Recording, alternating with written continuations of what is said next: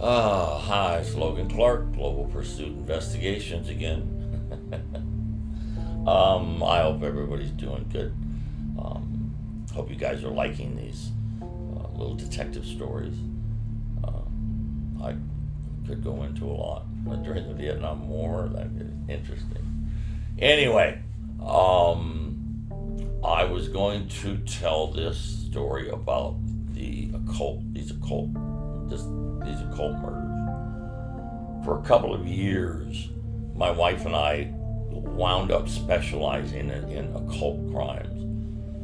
And it's just like one came and then another came and another, and you wind up, and it happens, especially in small detective agencies, where you just wind up doing several of the same thing over and over in a row, and you get known. You kind of wind up specializing in that, and they change over your career. And now mine is women and children being kidnapped, parental kidnapping and stuff. But anyway, the occult crimes for a couple of years, and it was so bad, so crazy, so violent that after 2 years, we literally got burnt out when a kid came to our home. We'd been in it for 2 years, traveled all over, did these occult murders, sacrifices, just crazy. And this is not Satan to just come up and doing these terrible things.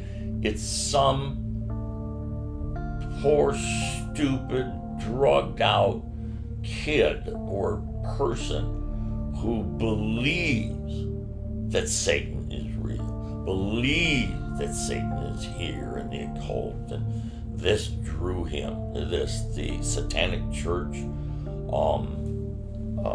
the guy's name, God, I know him well. The Satanic Bible was written by this guy, and he in San Francisco, and he has the Satanic Church there. His daughter is dating a friend of mine. He's dead now. Anyway, we got burned out literally when we had an A-frame house, glass house, and a deck on it, and somebody came up on the deck and knocked on the door. And you guys probably don't remember the Munsters, but there was a television show called The Munsters, and the character Eddie was on it, and he had this widow's peak. They call him widow's peak, where the hair comes together here like a little point in the forehead. Anyway, they used to call it a widow's peak. And Eddie Munster looked just like that. Well, this guy comes up and knocks on the window of our house. And that was the front door, literally, the big sliding glass doors. It's an A-frame house. It's up in the mountain. And so this guy knocks on the window, and I opened it up. And he said, "Look, I need your help." And I said, he looked kind of weird.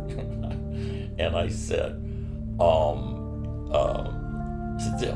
LaVey. Anton LaVey is the guy that wrote the book, The Satanic Bible, and he's the one that started the Church of Satan in San Francisco. I knew my head would finally remember that. Anyway, so this kid comes up and he says, I open the door. He says, I need your help. My father is trying to kill me. And I said, okay. I said, so wow, why do you think that? And he said, well, because I'm the son of Satan. And I just turned around and I looked at my wife, and she looked at me, and I said, son of Satan. And Donia kind of shook her head, and she said, we got to get out of these occult crimes. It was, anyway, this guy wound up throwing this kid off of the house.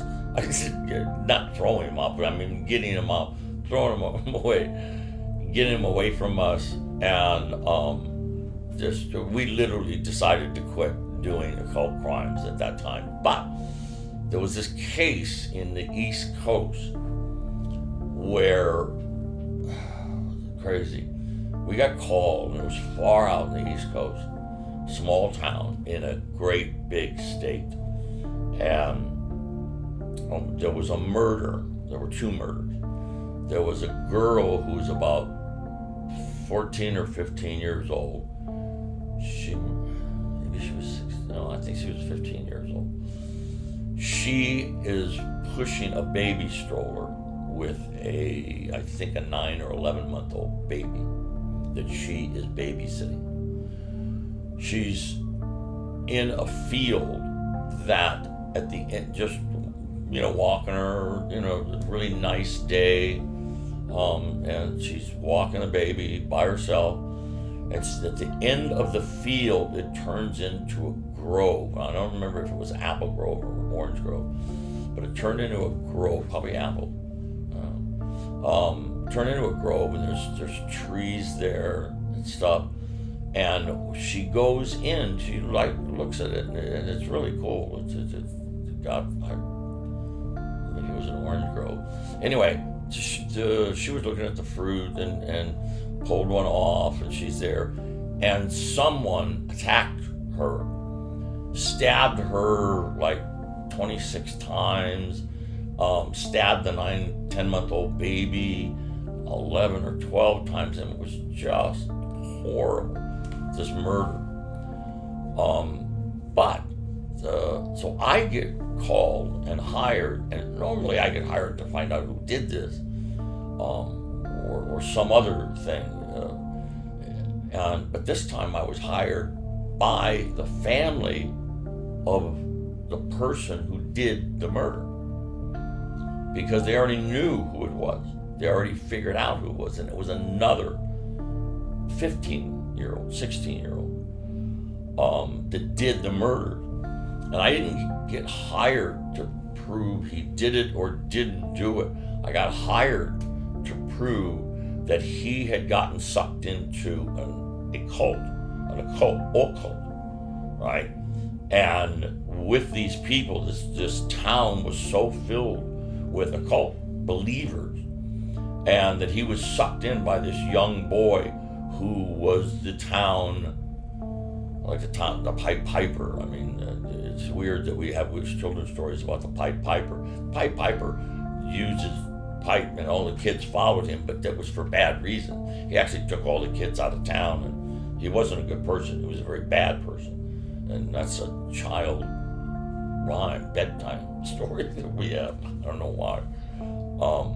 But this guy was known, he was real strange, and black hair, and a lot of them dye their hair, and they do just weird shit, put pentagrams, tattoo on their hand or on their palm, like Richard Ramirez, the Hillside Strangler, had a pentagram tattooed with it. He did it himself and carved it and wrote it in, and he would flash it at the cameras when he was caught. It was unreal, crazy son of a bitch. Anyway, so I went to this town and stayed there for several weeks to put all of this together, that this was an occult crime. I found caves that they had occult meetings in, and again, this is not, in my belief, investigation, I've done a lot of them, this is not Satan doing it. No mad ghost or energy or satanic cloud comes to these people and does this. Doesn't happen.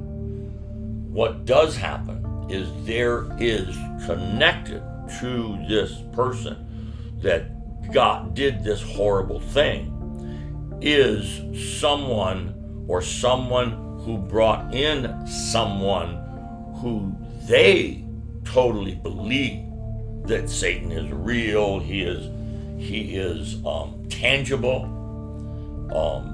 that he comes and does all the things, and it's just nuts.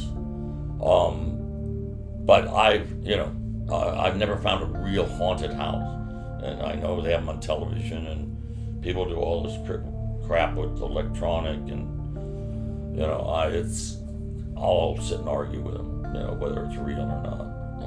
Most reality television, which I've been involved in before, most reality TV is not reality. It's pretty well planned out.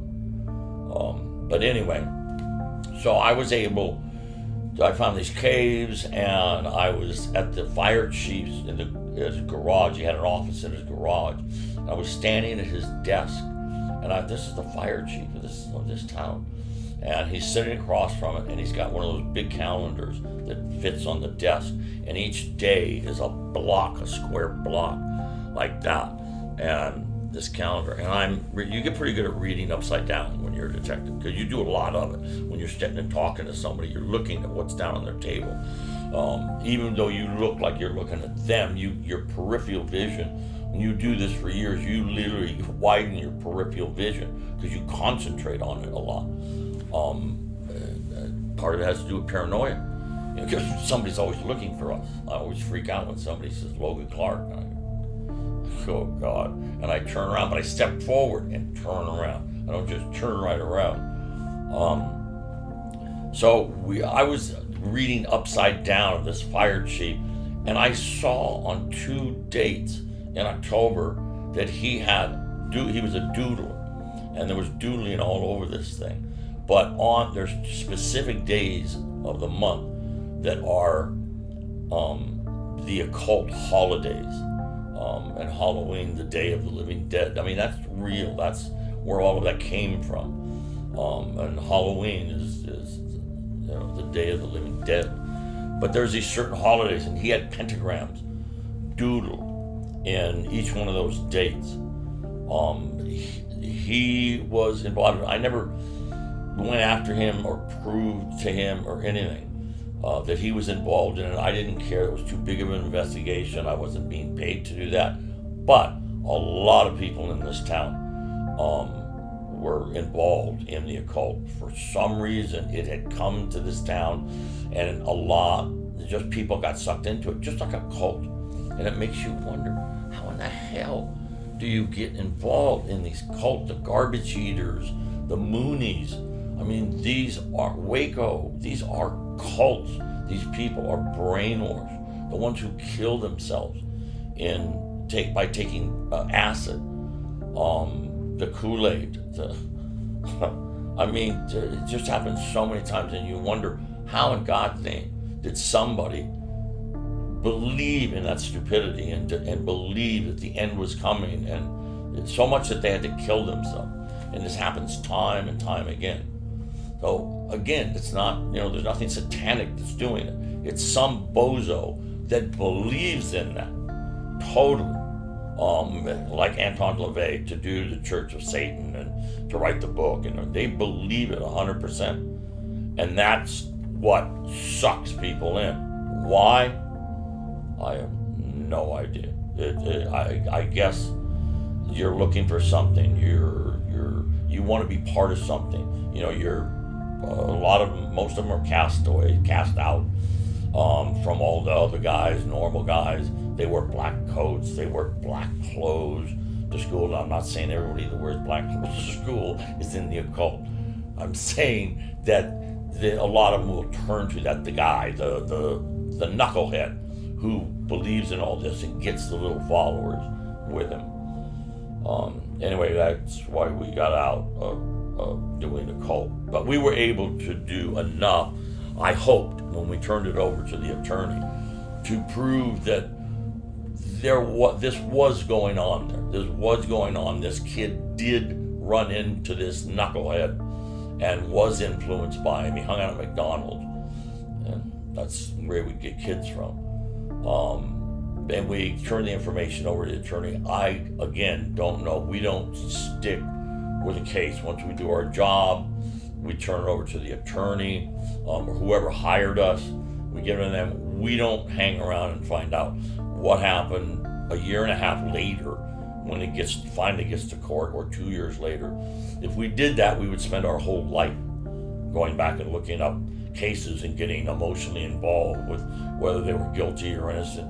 We just get the evidence together, or lack thereof, give it to the people that hired us, and whatever happens with it, happens with it.